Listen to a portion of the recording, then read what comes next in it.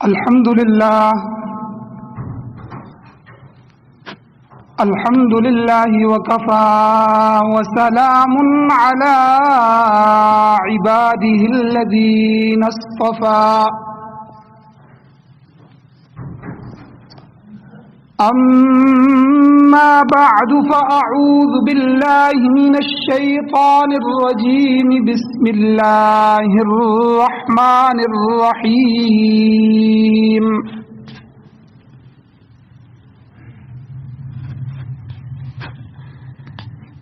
لا تجد قوما يؤمنون بالله واليوم الآخر يوادون من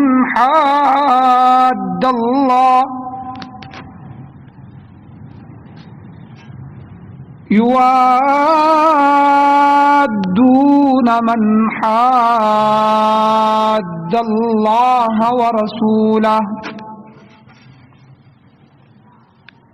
ولو كانوا آباءهم أو أبناءهم أو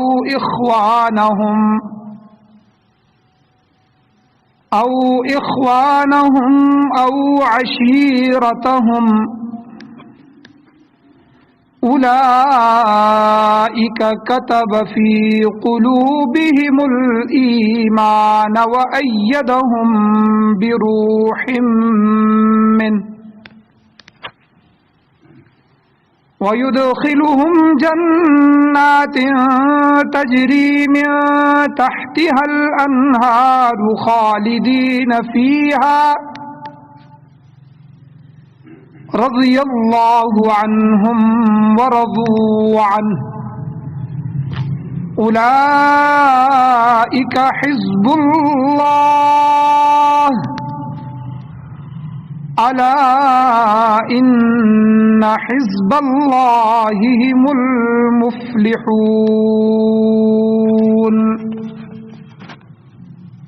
وقال النبي صلى الله تعالى عليه وسلم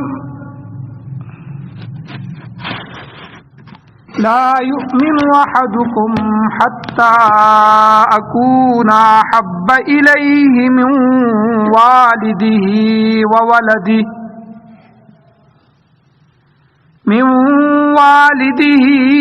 وولده والناس أجمعين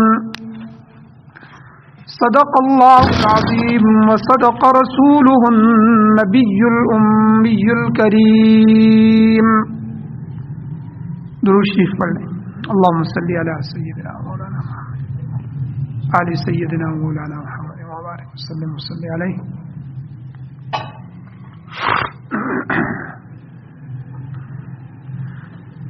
میرے واجب الاحترام، میرے بزرگوں، میرے دوستوں، میرے نوجوان ساتھیوں، ربیع الاول کی مناسبت سے گزشتہ جمعہ بھی یہ بات بیان ہوئی تھی کہ نبی علیہ الصلوۃ والسلام کی جو محبت ہے طبی طور پر، فطرتی طور پر اور ایمانی طور پر جس رخ سے بھی دیکھا جائے، محبت کے وہ تمام وجوہات، وہ تمام اسباب جن کی وجہ سے کسی سے محبت کی جا سکتی ہے، وہ رسول اللہ صلی اللہ علیہ وسلم کے اندر پائے جاتے ہیں. اور اللہ تعالیٰ نے ہمیں جو سب سے بڑی دولت عطا فرمائی ہے وہ ایمان کی دولت. اللہ نے ہمیں ایمان نصیب فرمایا، ایمان والا بنایا، مومن بنایا. یہ اللہ کا سب سے بڑا احسان ہے. احسانات تو اللہ کے اور بھی بہت سارے ہیں، اور وہ اتنے ہیں کہ ہم گنے تو گن نہیں سکتے. اللہ نے قرآن مجید میں دعویٰ فرمایا وَإِن تَعُدُّوا نِعْمَتَ اللَّهِ لَا تُحْصُوهَا، اگر تم اللہ تعالیٰ کی نعمتوں کو شمار کرنا شروع کر دو تو تمہارے کیلکولیٹر تھک جائیں گے، تمہارے کمپیوٹر خراب ہو جائیں گے، اللہ کی نعمتوں کو نہ گن سکتے ہو نہ شمار کر سکتے. اتنی نعمتیں، اتنے انعامات ہیں اللہ تعالیٰ کی.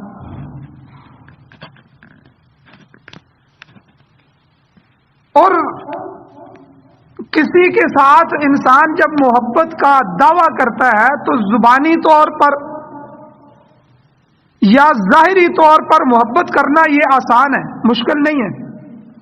زبان سے کہہ دے کہ فلاں سے مجھے محبت ہے، یا ظاہری طور پر تھوڑا سے کر کے بھی دکھا دے، یہ بھی آسان ہے. یا اس سے اوپر بھی کہ محبت کے نشے میں ایک لمحے کے لیے جذبات میں آ کر کسی کے لیے جان دے دینا، یہ بھی آسان ہے. محبت تھی، اس کا غلبہ ہو گیا، اس کے نشے میں عقل معاف ہو گئی، ایک لمحہ جذبات پر قابو نہیں پا سکا، جان لے لی یا جان دے دی، یہ بھی آسان ہے.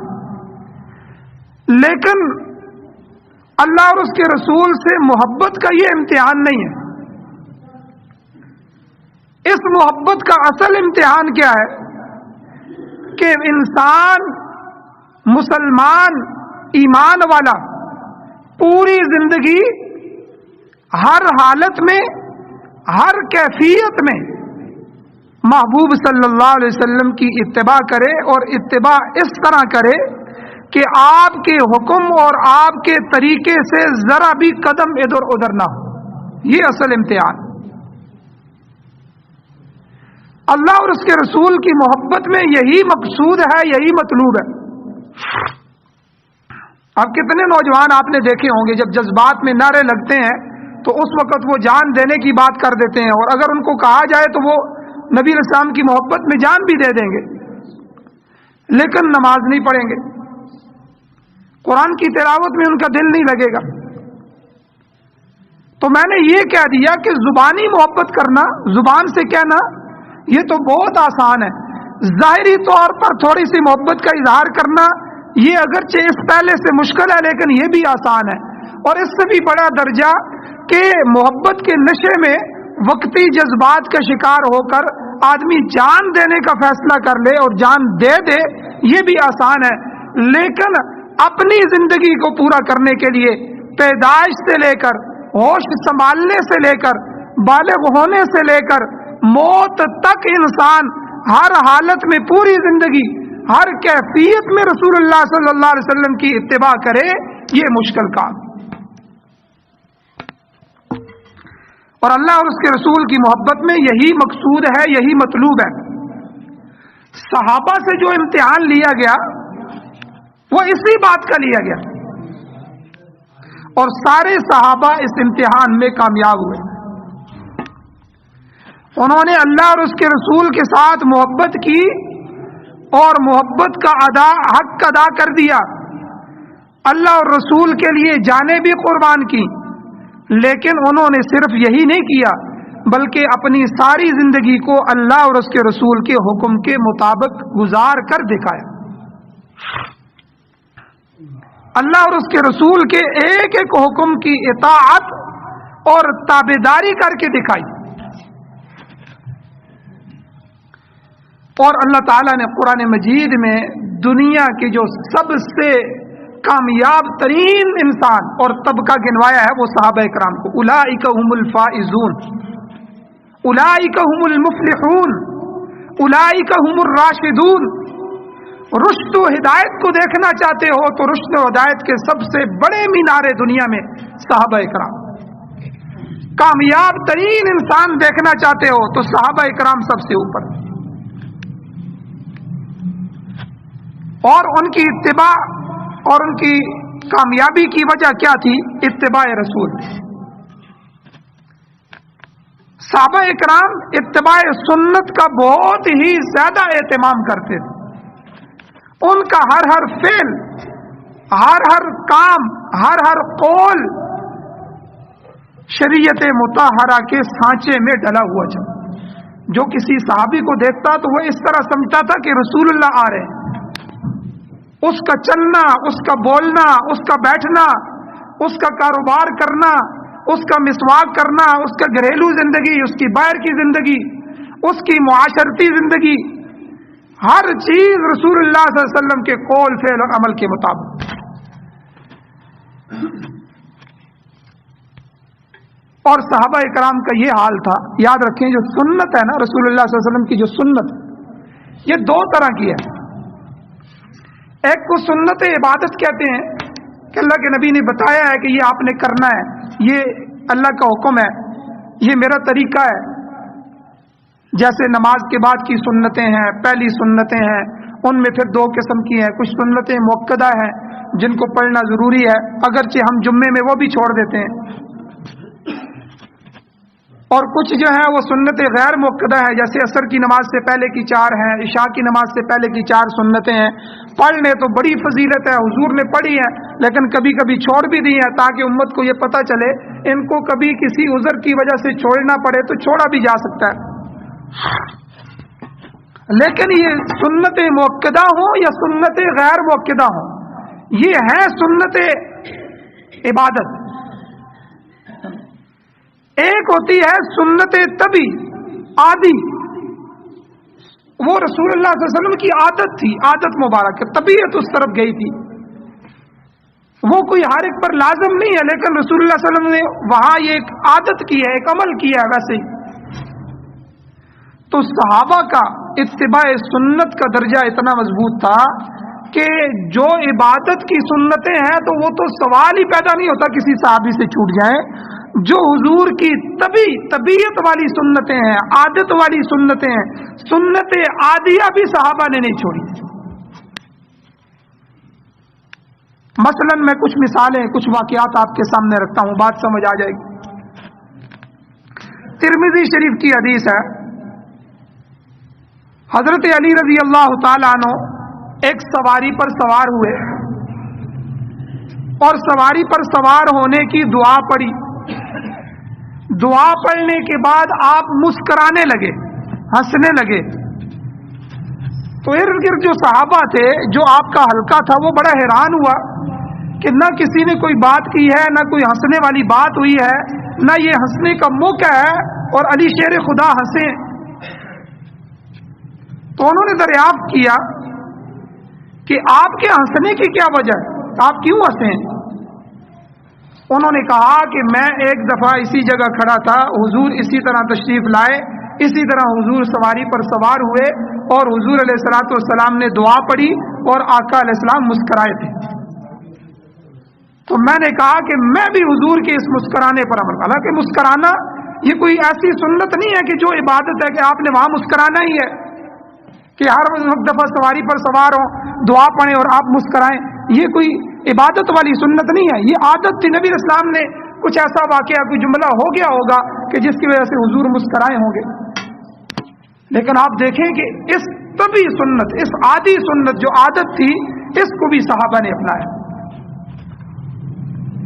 اور اسی طرح بخاری شریف کی ایک طویل لمبی روایت ہے، حضرت عمر رضی اللہ تعالیٰ عنہ سے منقول ہے.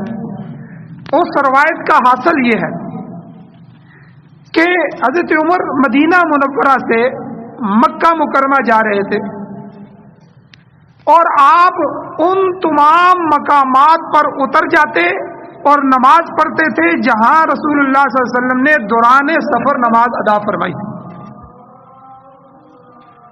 حالانکہ نہ نماز کا وقت تھا، نہ تھا. حضور نے جب نماز ادا فرمائی ہوگی تو نماز کا وقت ہوگا. ہو سکتا ہے اشراق کا وقت ہو، چاشت کا وقت ہو، کسی فرض نماز کا وقت ہو. لیکن دیکھیں نبی علیہ السلام کی محبت اتنی غالب تھی کہ جب سفر میں ساتھ ہیں اور حضور یہاں اس جگہ اترے تھے، اس جگہ حضور نے 2 رکعت پڑھی تھی، میں بھی پڑھوں. تو سنت عادیہ، عادت والی سنت ہے. اسی طرح حضرت عبداللہ ابن عمر رضی اللہ تعالی عنہما، ان کے ایک شاگرد ہیں اور خادم خاص ہیں حضرت نافع رحمۃ اللہ علیہ، تابعین میں سے ہیں. وہ کہتے ہیں کہ آخری عمر میں حضرت عبداللہ ابن عمر رضی اللہ تعالی عنہما نابینا ہو گئے تھے، لیکن اس کے باوجود جو حج کا سفر ہے وہ متواتر حج کے سفر پہ جاتے تھے. حج انہوں نے قضا نہیں کیا نابینگی کے باوجود. اور جب حج پر جاتے تو حج اسی ترتیب سے کرتے تھے کہ جہاں جس جگہ کھڑے ہو کے رسول اللہ صلی اللہ علیہ وسلم نے احرام باندھا تھا وہیں سے احرام باندھتے تھے، جہاں آپ نے غسل کیا تھا وہیں جو ہے غسل کرتے تھے، جہاں آپ نے زور کی نماز پڑھی تھی وہیں زور پڑھنی ہے، جہاں پہلی رات آپ نے قیام کیا تھا وہاں پہلی رات قیام کرنا ہے، اور جہاں دوسرے دن زور کی نماز حضور نے پڑھی تھی وہاں انہوں نے دوسرے دن بھی زور کی نماز پڑھی۔ حالانکہ اسی جگہ پہ مختص ہو کے نماز پڑھنا یہ کوئی فرض واجب نہیں تھا، نہ یہ سنت عبادت تھی کہ بھئی حضور جہاں کھڑے ہوئے ہیں ہر صحابی نے وہیں کھڑے ہونا ہے یا ہر حاجی نے وہیں اسی جگہ پہ کھڑے ہونا ہے۔ مینا میں کھڑے ہوئے تو سارے مینا میں کسی جگہ بھی کھڑے ہو سکتے ہیں۔ وقوف عرفات ہے، عرفات میں حاجی جمع ہوئے ہیں تو عرفات پورا میدان ہے، اس میں کسی جگہ بھی آ سکتے ہیں، لیکن صحابہ کی محبت دیکھیں، جب حضور کے ساتھ حج کیا اس کو نوٹ کر لیا، اور جس جس جگہ حضور نے جو عادی عمل کیا، جو عادت کے مطابق کیا، غسل کیا، نماز پڑھی، سنتیں پڑھی، نوافل پڑھی، قربانی جس جگہ کھڑے ہو کے دی، صحابہ نے محبت میں اسی جگہ دی۔ اسی طرح ایک مرتبہ حضرت عبداللہ ابن عمر رضی اللہ تعالیٰ عنہ مدینہ منورہ سے مکہ کا سفر کر رہے تھے، تو راستے میں ایک جگہ سے گزر ہوا تو آپ رضی اللہ تعالیٰ عنہ نے اونٹنی پر بیٹھتے ہوئے اپنا سر نیچے کر لیا، سر جھکا لیا۔ جو خدام تھے انہوں نے پوچھا کہ آپ نے یہاں کیوں سر جھکایا ہے؟ آپ نے سر اس طرح نیچے کیا ہے جیسے کوئی اوٹ ہے، کوئی چیز ہے جس سے آپ بچ کے نیچے سے سر نیچے کر کے جا رہے ہیں۔ حضرت عبداللہ ابن عمر رضی اللہ تعالیٰ عنہ نے فرمایا کہ ایک مرتبہ میں نبی کریم صلی اللہ علیہ وسلم کے ساتھ تھا، سواری پر تھا، یہاں سے میں گزر رہا تھا، اس وقت یہاں پر ایک درخت تھا اور آپ علیہ السلام نے درخت کے نیچے سے گزرنا تھا، تو درخت کی ایک شاخ اس طرف آئی ہوئی تھی، تو حضور نے اپنا سر جھکا کر یہاں سے گزر گئے۔ اب اگرچہ یہاں وہ درخت موجود نہیں ہے، فضا کھلی ہے، سر جھکانے کی ضرورت بھی نہیں ہے، لیکن میرے آقا نے سر جھکایا تھا تو میں عبداللہ ابن عمر حضور کی اس سنت کی اتباع میں بھی یہاں سر کو جھکا کے جا۔ حالانکہ یہ سنتیں عادیہ ہیں، یہ عادت تھی، طبیعت تھی۔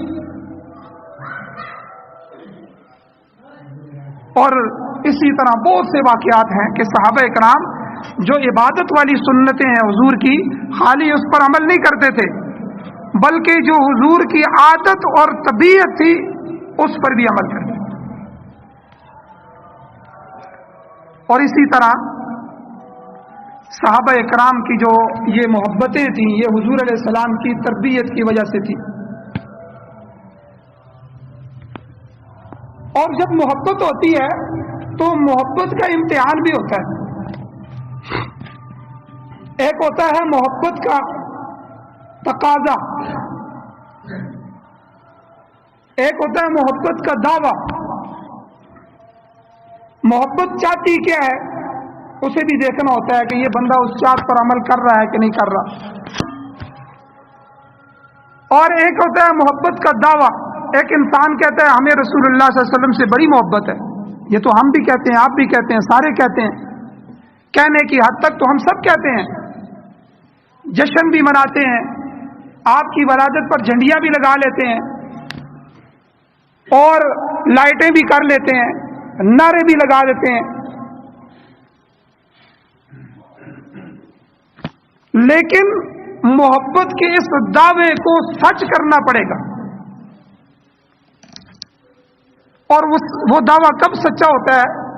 جب محبت کے مقابلے میں محبت آئے، دو محبتیں جمع ہو جائیں، پھر پتہ چلتا ہے کہ یہ کس کا ساتھ دے گا،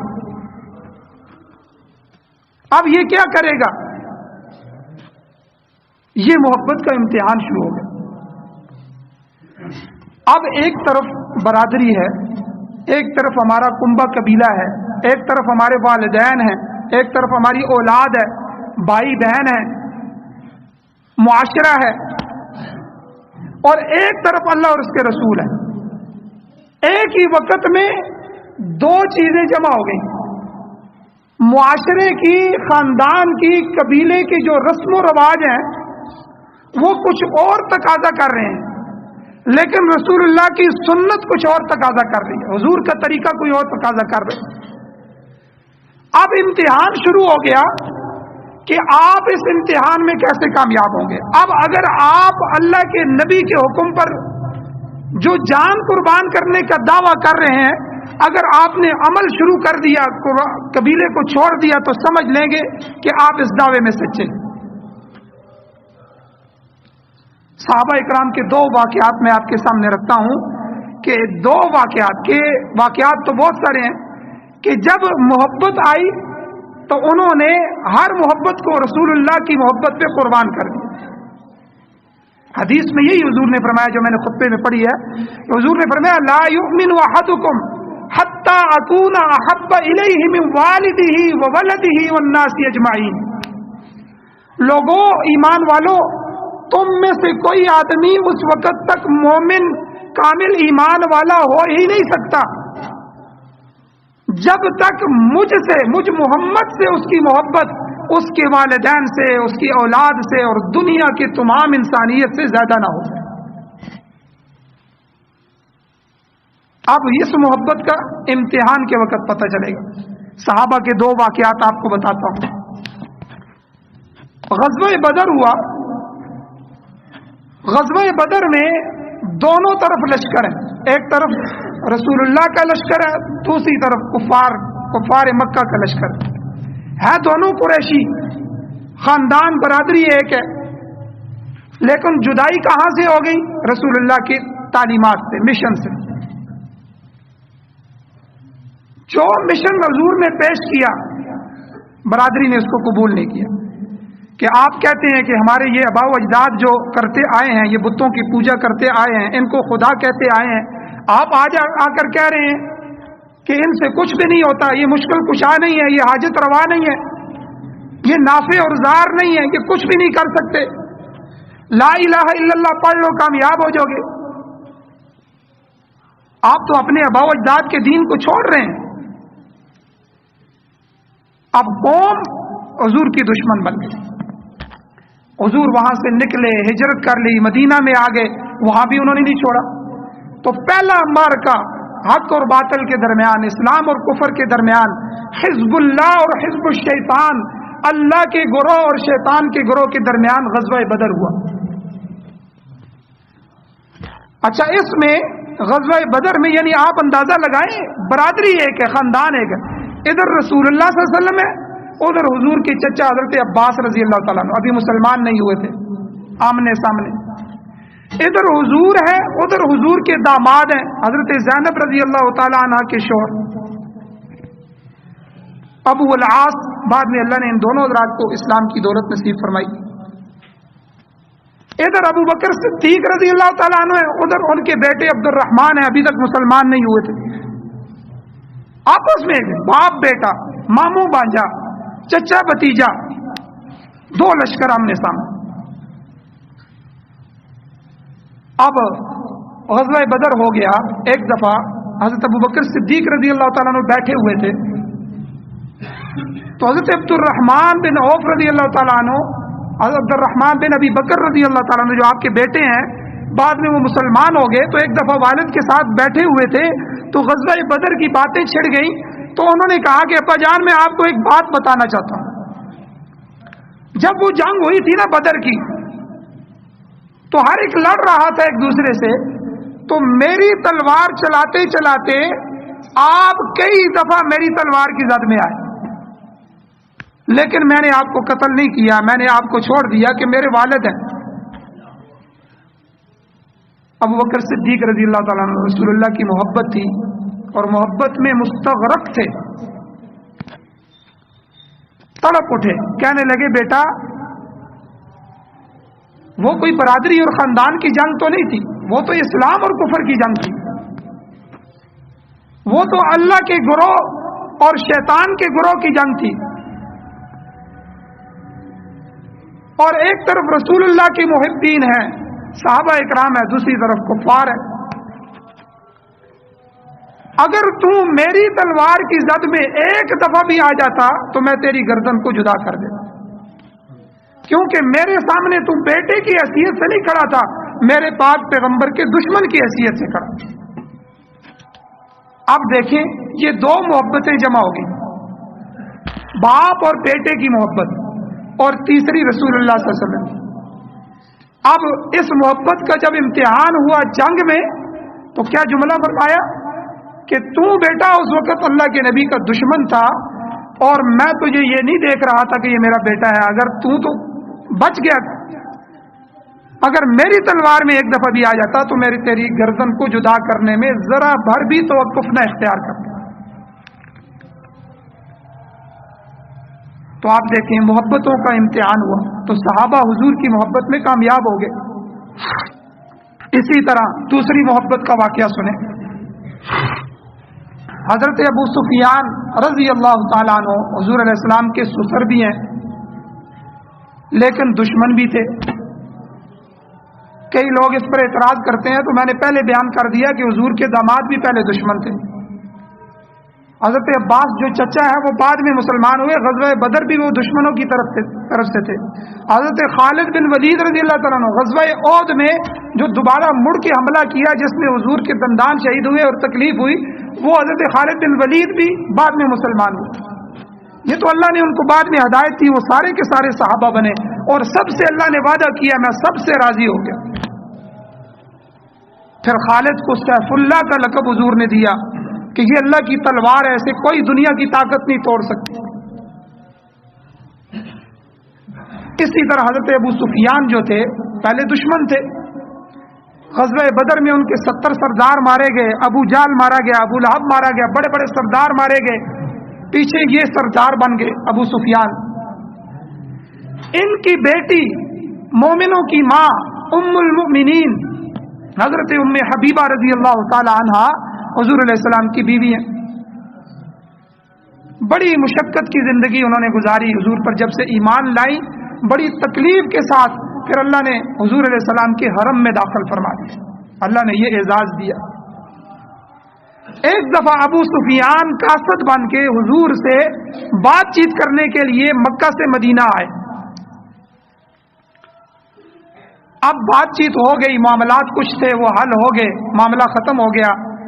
اب اچانک دل میں خیال آیا کہ میری بیٹی جو ہے وہ پیغمبر خدا کے گھر میں ہے، تو جاتے ہوئے میں بیٹی کو مل کے جاؤں۔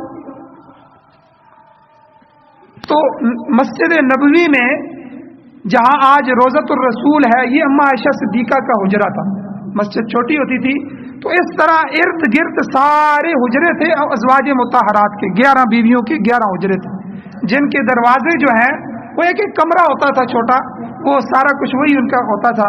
تو آج سے 30-40 سال پہلے بھی ایک بڑا کمرہ ایک پورے خاندان کے لیے ہوتا تھا، یہ تو ابھی ایک ایک بچے کے لیے پوری پوری کوٹھی بنانا شروع کر دی ہے، اسراف، پھر اسی کے لیے اپنی ساری زندگیاں گزار رہے ہیں۔ ورنہ ابھی ہم نے اپنے بچپن میں دیکھا ہے ایک بڑا کمرہ ہوتا تھا، اسی میں شادی ہو جاتی تھی، اسی میں بچے جوان ہو جاتے تھے۔ تو یہ ازواج مطہرات کے جو حجرے تھے یہ مسجد نبوی کے ساتھ ساتھ تھے، اس طرح ان کے دروازے حضور جس بیوی کے گھر میں بھی ہوتے تھے، جب بھی حضور کو ممبر پر آنا ہوتا، مسجد نبوی میں آنا ہوتا تو حضور کسی دروازے سے بھی اندر آ جاتے تھے۔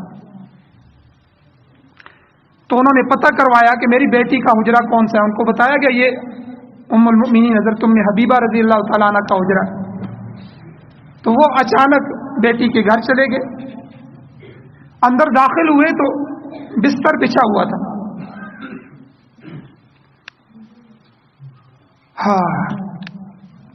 اب بیٹھنے لگے بستر پر تو بیٹی نے دوڑ کے بستر نیچے سے نکال لیا۔ تو بڑے حیران ہوئے، چونکہ کافر تھے لیکن سردار تھے اپنی قوم کے، اور پھر اس بیٹی کے باپ تھے، اور پھر یہاں دشمن بن کے تو نہیں آئے تھے، حضور سے بات چیت کرنے کے لیے آئے تھے، یہاں کے مہمان تھے اس وقت، لیکن عجیب رویہ بیٹی کا۔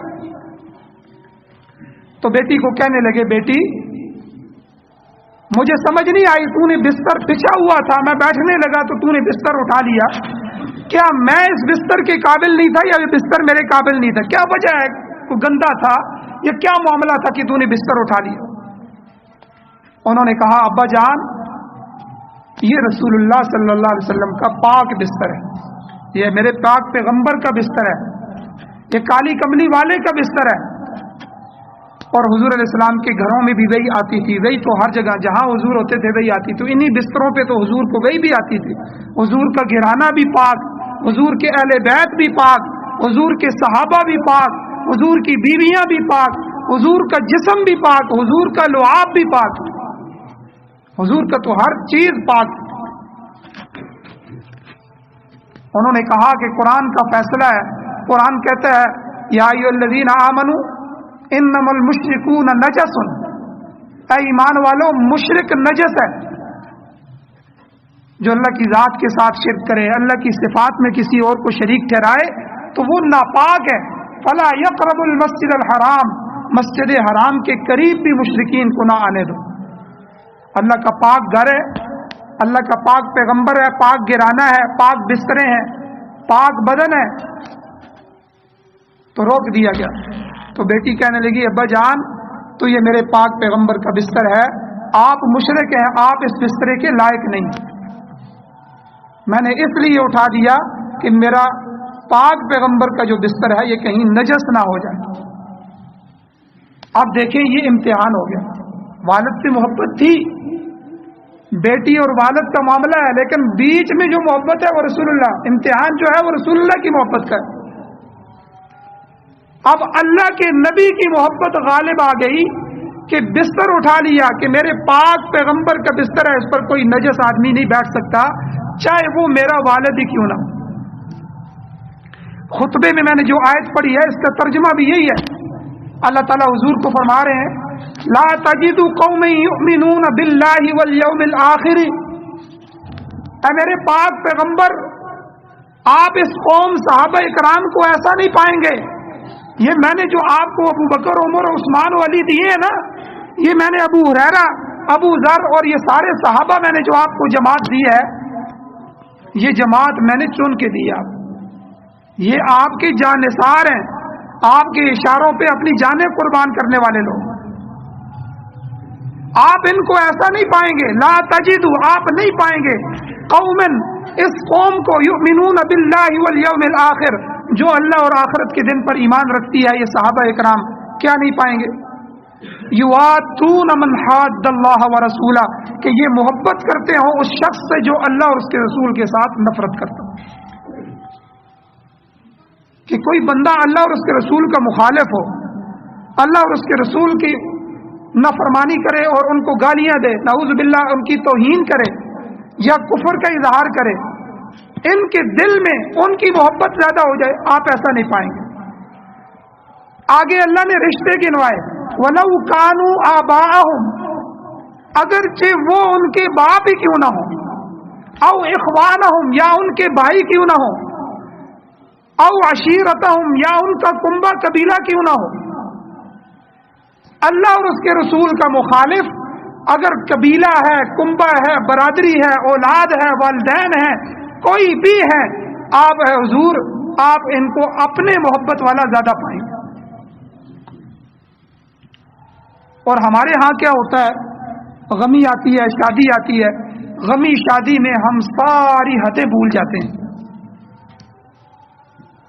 دعویٰ ہمارا ہے کہ ہم ایمان والے ہیں، دعویٰ ہے ہمارا کہ اللہ ہمارا رب ہے، دعویٰ ہمارا یہ ہے کہ ہم پیغمبر کی امتی ہیں، دعویٰ ہمارا یہ ہے کہ ہمیں رسول اللہ سے محبت ہے، لیکن جب امتحان آتا ہے برادری مجبور کر دیتی ہے، بڑے بڑے نمازی، بڑے بڑے حاجی صاحبان اس موقع پہ آ کے بس ختم، بھئی عورتیں مجبور کرتی ہیں، کوئی ہمارا گھر ماتم والا گھر تو رہی ہے، بچے کی شادی ہے، خوشی کرنی ہے، بھائی خوشی میں آپ نے کنجر بلانے، خوشی میں آپ نے بے حیائی کرنی ہے، خوشی میں آپ نے اللہ اور اس کے رسول کو ناراض کرنا ہے،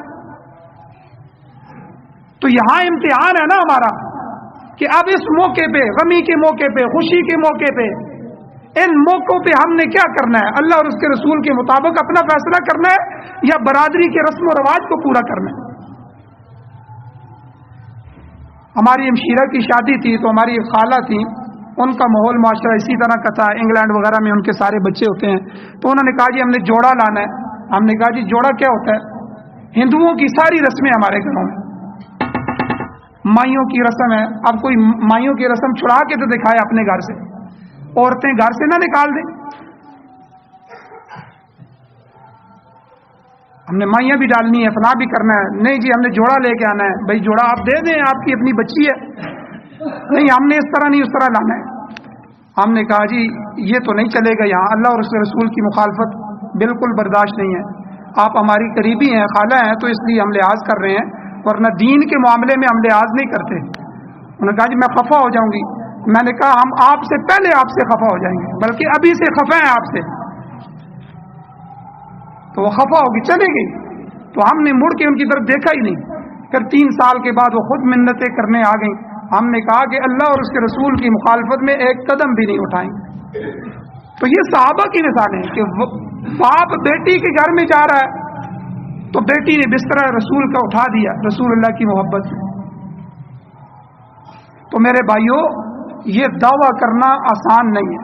صحابہ اکرام نے جب نبی علیہ السلام کی محبت کا دعویٰ کیا، ایک عورت تھی، غزوہ احد کا واقعہ ہے. عورت کتنی کمزور ہوتی ہے. صحابیات کو حضور سے جو محبت تھی، عورت آئی، کسی نے خبر پھیل گئی تھی ایک بیچ میں وقت میں غزوہ احد میں کہ نبی علیہ السلام کو نعوذ باللہ شہید کر دیا گیا ہے. وہ خبر مدینہ بھی چلی گئی. احد سے نکل کے عورتیں بے چین ہو گئی. اس عورت سے رہا نہیں گیا، اب آ گئی میدان میں، آگے جا رہی ہے اللہ کے نبی کی طرف. تو رستے میں لوگوں نے کہا، صحابہ نے کہا کہ تمہیں پتہ ہے تمہارا خامد اس جنگ میں شہید ہو گیا. اس نے کہا کہ چھوڑو رسول اللہ کا بتاؤ. آگے جاتی ہے تو آگے دوسرے خبر دیتے ہیں بیٹا بھی شہید ہو گیا ہے. اس نے کہا کہ اس کی بھی پرواہ نہیں ہے، اللہ کے نبی کا کیا حال ہے؟ خامد فوت ہو گیا ہے، اس کی بھی پرواہ نہیں ہے. تو حضور نے دیکھ لیا، جب وہ سامنے آئی اللہ کے نبی کو دیکھا اور کہنے لگی کہ حضور آپ کو دیکھنے کے بعد، صحیح سلامت دیکھنے کے بعد دنیا کے سارے غم ختم ہو. یعنی والد بھی اسی جنگ میں شہید، بیٹا بھی اسی جنگ میں شہید، خامن بھی اسی جنگ میں شہید. 3 بندوں کی لاشیں پڑی ہوں تو خاندان میں، گھر میں کورام مچ جاتا ہے. لیکن خبر پہنچ گئی تھی کہ رسول اللہ شہید کر دیے گئے ہیں. بس آپ کو دیکھ لیا ہے، اب یہ سارے غم بھول گئے، کوئی غم نہیں ہے. بیٹے آپ کے لیے قربان، خامد آپ کے لیے قربان، نسلیں آپ کے لیے قربان ہیں، آپ صحیح سلامت. بڑا عجیب واقعہ کتابوں میں لکھا ہے. ایک صحابی جب نبی علیہ السلام کی وفات ہوئی تو باہر بکریاں چرا رہے تھے. کسی نے آگے بتایا کہ حضور دنیا سے چلے گئے. تو تڑپ گئے، وہاں بیٹھ گئے، اوسان خطا ہو گئے. آسمان کی طرف دیکھا اور ایک دعا کی. سارے صحابہ مستجاب الدعوات تھے، اللہ ان کی دعاؤں کو قبول کرتے تھے. کہنے لگے اللہ جن آنکھوں سے رسول اللہ کی زیارت کرتے تھے آج کے بعد تو وہ نہیں نظر آئیں گے. میں آپ سے دعا کرتا ہوں کہ میری ان آنکھوں کے نور کو آپ لے لیں، مجھے نابینا کر دیں. جب حضور اس دنیا میں نہیں ہے تو مجھے کسی کی ضرورت نہیں. اللہ نے اسی وقت ان کی دعا کو قبول کیا اور وہ نابینے ہو گئے. تو میرے بھائیوں ربیع الاول کا تقاضا یہ ہے کہ ہمارے صرف کھوکھلے دعوے نہ ہوں، صرف جنڈیاں نہ ہوں، صرف ہمارے کمکمے لگانے نہ ہوں. اللہ کی محبت کا جو تقاضا ہے اس تقاضے کو ہم پورا کریں. اپنی زندگی کا ہر قدم اللہ اس کے رسول کے حکم کے مطابق گزاریں. اللہ تعالیٰ سے دعا ہے اللہ ہمیں عمل کی توفیق عطا فرمائے اور نبی علیہ الصلوۃ والسلام کی کامل اتباع نصیب فرمائے. وآخر دعوانا الحمدللہ.